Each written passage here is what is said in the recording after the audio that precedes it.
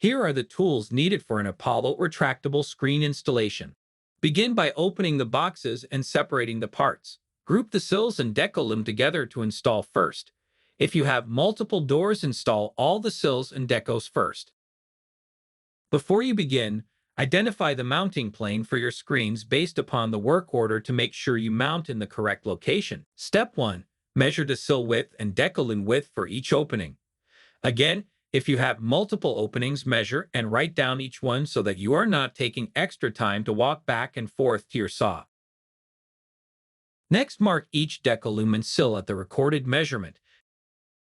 Pre-drill each piece with an 1/8 inch drill bit approximately 1 hand's length from both ends and countersink to fit the screw head. Step 4. In this particular installation, there was no sill adapter needed, but the process is the same for both parts. Hold the deco or sill in place and using your 1/8 bit pre-drill into the door frame. Then simply install the included self-tapping screws provided. Be careful not to over-torque the screws or scratch the metal or door frame with your drill or driver. You are now ready to work with the screens themselves. On a double French door set, you first identify which door of the opening is the stationary or inactive side. Make a note whether this on the left or right side. Match that door with the screen that has pile installed on the butt side of the screen. This is also the screen that will have the French door kit installed on it. If you elect to install the door handles before mounting your screen, measure the height you will place your handles from the bottom of the sill to the bottom of the Apollo handle. Make sure that your screen handle will not hit the home's door handles. Next, open up the door hardware kit and remove one of the handles in order to mark its placement. For this installation, we will set it above the previously recorded measurement. This measurement is set at 42.5. Now set a mark in the center of the pull bar.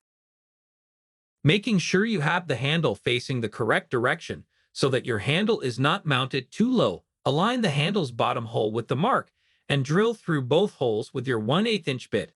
It's time to mount the handle and be careful to not over-torque the screws. Repeat this process for all 4 handles on both pull bars. Make sure both pairs of handles are mounted at the exact same measurement from the bottom. Let's take the screens to the opening. Next, we will mount the screens to the opening, always starting with the bottom housing screw and then the top. This is to make sure the bottom rail won't stick up over the adapter. In this installation, we are mounting directly onto the decorum. Mount both the left and the right screen at this time. Once the doors are up in place, it is time to measure for the rails.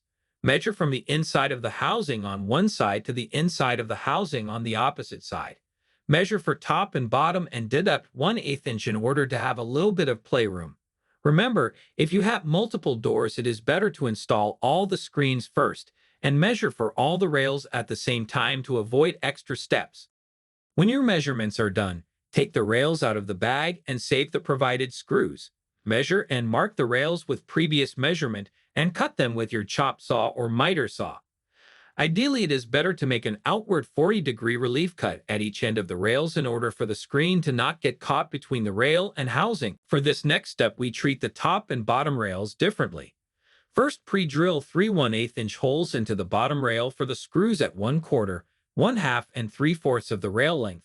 For the top rail, pre-drill 1 1/8 inch hole in the middle or half of the rail length. Now insert the bottom rail into one pull bar, making sure it is placed behind the housing end cap into the pilot hole. Next, you may have to remove the bottom screw from the opposite side screen to insert the rail into the second pull bar and place it behind the housing cap to repeat the process. Finally, secure the bottom rail with the center screw.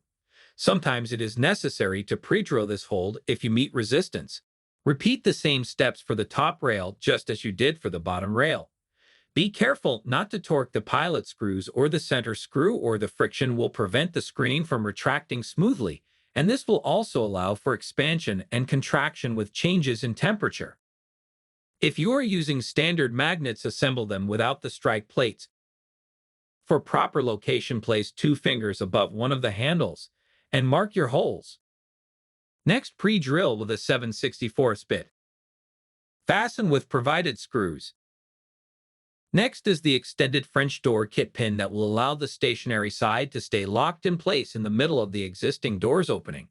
If the door is under 7 feet, the only difference is the lack of extension rod. Bring doors together for the bottom of the French door kit and make sure the pin is set halfway down. The pin can either be installed with the slider up against the pile or in the center of the pull bar. Make sure the rod is touching the bottom with the slider still halfway down, and now you are able to screw it into the pull bar. For this install, the slider will be up against the pile for easier access from both inside and outside. The top will use the extension rod. Simply repeat the same steps for the top and mimic the placement of the pin. Make sure to have the slider halfway up and the rod is touching the top. Slide the smiler mounting piece to be near the top.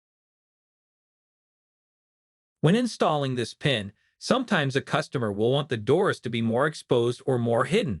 For this install, the doors will meet directly in the middle so that the stationary screen door lines up with the existing stationary door. Slide the bottom rod down and mark with a blade. Repeat for the top pin and pre-drill the holes with a 1/4 drill bit. Countersink any pin holes drilled into metal to remove excess. Test the bottom and top pin holes to check for proper alignment and fit. Cover all exposed screws for the handles, magnets, and housing caps with the provided covers. Don't forget to put 3 bumpers on each housing. Congratulations, you're all done. Lubricate with rail spray if needed, clean up and enjoy your day.